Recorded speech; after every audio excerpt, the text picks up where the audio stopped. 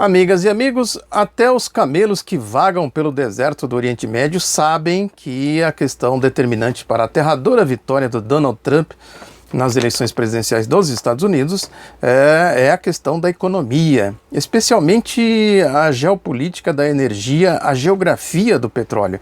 O Trump, como um pregador do apocalipse, prometeu pulverizar os terroristas islâmicos, né, como ele se referiu aí aos árabes, e também por o que ele chamou de chinocas, né, se referindo pejorativamente aos chineses, né, os comunistas, como ele disse, no seu devido lugar. E que lugar seria esse? Seria o lugar de subalterno ao regime de Washington. Também na questão dos imigrantes, ele falou no mesmo tom com essa história de construir um muro na fronteira com o México, inclusive dizendo que mandaria a conta para os mexicanos pagar, bem estilo da campanha dele aí, fazendo provocações para todos os lados. Mas o que é determinante mesmo é a situação da economia, né, para enfrentar essa enorme dependência energética do país. Os Estados Unidos investiram pesado na produção de petróleo de xisto, tanto que no ano passado ele foi o maior produtor mundial de crude. Mas a questão não é só a produção, tem a questão da comercialização. Bastou aí o preço do barril do petróleo baixar para que os poços americanos aí de xisto começassem a fechar. É uma tecnologia cara, né, que o barril do petróleo a um preço acessível torna inviável o investimento na produção do petróleo de xisto.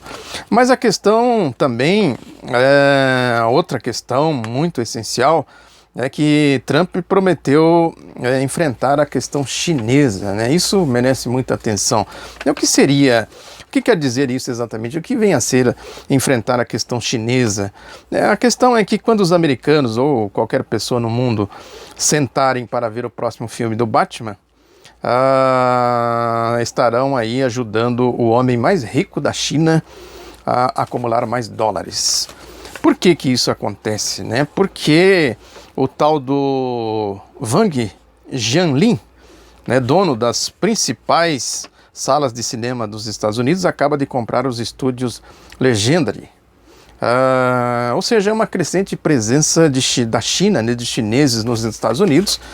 É uma nova fase de uma relação que não surpreendia ninguém, né, quando a Apple encomendava iPhone em fábricas da China, mas que agora vai ganhando uma nova conotação. Gerir essa relação é o desafio, né, para os Estados Unidos, para a lógica da economia dos Estados Unidos, a economia norte-americana, né, porque a China deve ultrapassar os Estados Unidos em termos de PIB médio brevemente, né, as previsões são essas. Segundo o Nobel de Economia Paul Krugman, é muito difícil imaginar a volta da supremacia dos Estados Unidos na economia mundial como promete o Trump, né, como ele prometeu aí na campanha. O Krugman escreveu hoje, né, dia 9, um dia depois das eleições, assim que confirmou aí a vitória do Trump, ele escreveu no jornal New York Times que sob quaisquer circunstâncias, por um homem irresponsável e ignorante que aceita os conselhos das pessoas erradas no comando da nação com a economia mais importante do mundo, é uma má notícia. O que torna especialmente mal nesse momento é que a economia da maior parte do mundo está há 8 anos em um estado fundamentalmente frágil, escreveu o Krugman. Segundo ele, muito provavelmente o mundo está diante de uma recessão global sem fim à vista. Ele escreveu dizendo aqui, né, suponho que de qualquer modo podemos ter sorte. Mas na economia, como em todo o resto, algo terrível acabou de acontecer. O Krugman vem falando isso já há algum tempo, né? A crise econômica que ele chama uma crise em 3 atos. Começou lá com a moratória do México, a crise no México em 1995. Depois essa crise se expandiu, ela estourou novamente no segundo ato, de acordo aqui com a narrativa do Krugman, que foi a crise de 2007, 2008, aliás, 97, 98, que se espalhou ali pela Ásia, começou na Tailândia, né, e os tigres asiáticos que foram abatidos pela crise.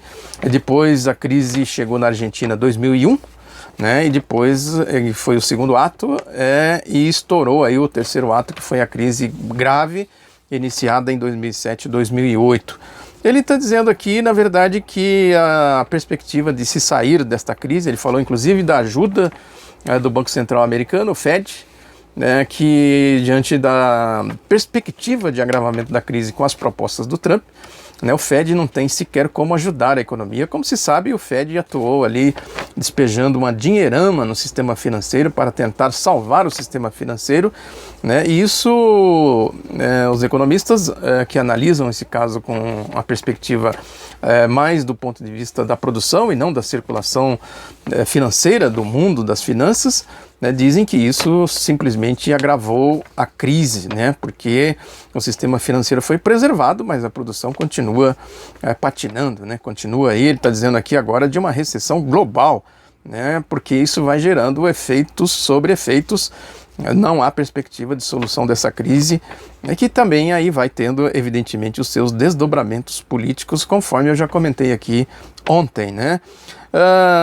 Esse desdobramento, segundo o Krugman, ele havia escrito 2 artigos alertando sobre a manipulação das eleições, né? Porque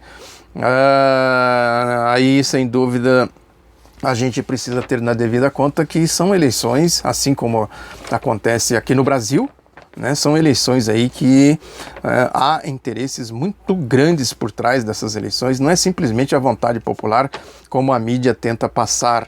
A mídia falou aí de manifestações da chamada minoria silenciosa, né, que aí é um jargão, né, uma formulação que serve muito bem a manipulação que a mídia costuma fazer dessas questões políticas, dessas patifarias que ela faz, mas o que aconteceu foi o que Krugman chamou de adulteração da balança eleitoral. Na avaliação dele, segundo ele, o descarado protagonismo do FMI influenciou diretamente nas eleições. O FMI, a Polícia Federal dos Estados Unidos, ele estava se referindo àquela história das investigações dos e-mails da Hillary Clinton. Ele escreveu, num dos artigos, ele escreveu que a eleição foi manipulada por James Comey, o diretor do FBI. O trabalho dele é policiar crimes, mas em lugar disso, Comey usou seu posto para difundir insinuações e influenciar a eleição. Ele estava tentando deliberadamente adulterar a balança eleitoral ou foi simplesmente intimidado por operadores ligados ao Partido Republicano? O Krugman pergunta. Aí ele responde, não importa, abusou vergonhosamente dos poderes do seu cargo. Evidentemente que a gente tem que considerar também essa afirmação dele aqui no contexto do que eu comentei aqui também ontem, que é o poder aí do Pentágono, né, do Estado-Maior Conjunto, né, o poderio militar, né, a indústria da guerra norte-americana, né, precisa ser devidamente situada em todos esses contextos. Como eu disse aqui, a vontade popular, na verdade, ela é manipulada por esses interesses, né, pelos subterrâneos da Casa Branca, né, pelos interesses do Wall Street, os banqueiros de Wall Street, né, tem tudo isso aí. Evidentemente que nas eleições ali houve quem interpretasse uma predileção de Wall Street pela Hillary Clinton, né, e mesmo os falcões do Pentágono, né, porque a Hillary já foi secretária de Estado e ela tinha uma política, uma retórica, né, de guerra, né, de confronto com a Rússia, né, com a Coreia do Norte, com a China, mas é preciso entender que tudo isso aqui, esse subterrâneo tem sentido próprio, né? Seria ilusão a gente achar que Trump ou Hillary Clinton mudaria estas questões. Evidentemente que há na direita aí uma tendência, né, de preferir quem tem uma plástica mais elaborada, né? A direita, o projeto neoliberal tem sido assim, aqui mesmo no Brasil, né? Preferiram o Fernando Henrique ao Collor de Mello. Preferem o Sérgio Moro ao Bolsonaro, né? Essa turma aí mais troglodita, eles simplesmente acham que não seria o figurino, né? O perfil mais adequado para levar o projeto deles adiante. A preferência pela Hillary tem esse sentido, né? Mas a questão é que o Trump, ele é mais decidido, né? Mais ousado, podemos dizer assim, mais irresponsável, nas palavras aqui do Paul Krugman. Pode ser aí um mero apertador de botões da máquina de guerra ou simplesmente um falastrão dos interesses dos banqueiros do Wall Street. Esse que é a questão, o pano de fundo de tudo isso, né? Como ele vai interagir com tudo isso, como ele vai fazer a interface, como ele fará a interface com esse subterrâneo da Casa Branca, ainda é um ponto de interrogação, mas não tenhamos ilusão de que ele simplesmente se adequa a este perfil aí da lógica do regime, do sistema norte-americano.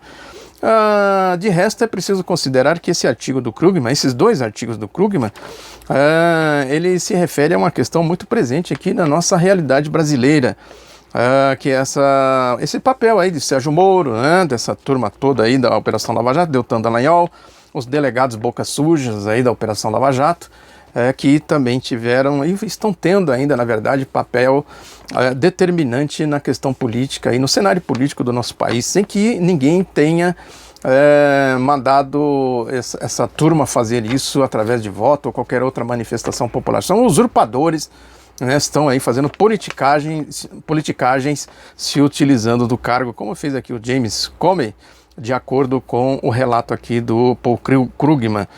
E com isso vão surgindo coisas aí, né? Preciso a gente sempre olhar isso, não deixar passar nada em branco sem registro, né? Como esse depoimento do Nestor Severo, que produziu mais aí uma quantidade enorme de provas contra a Operação Lava Jato e a favor de Lula. Todas as provas até agora, e são provas abundantes, não são poucas, não, muitas provas que foram produzidas, inclusive pela própria Operação Lava Jato, contra eles e a favor do Lula.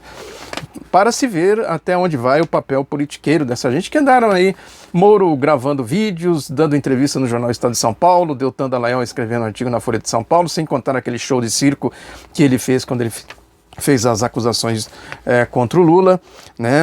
Enfim, é isso aí, né? É a realidade do mundo hoje, conforme eu disse ontem, em outras ocasiões, é a manifestação da crise política, da crise econômica, melhor dizendo, traduzida aí nesses comportamentos fascistas, degenerados, degradados, dos representantes da elite, né? No caso do Brasil, aqui da indústria da maracutaia. Trump, Sérgio Moro, Fernando Henrique Cardoso e todo o projeto neoliberal, né, toda essa ascensão da direita que já teve o ciclo de ascensão nos anos 90, que agora começa a retornar também aí num cenário muito mais grave de agravamento da crise, no terceiro ato da crise, conforme a definição do Paul Krugman. Enfim, é isso. Segue o baile, a luta continua, como diz o povo. Muito obrigado pela atenção, um abraço, espalhe outro lado da notícia e até a próxima.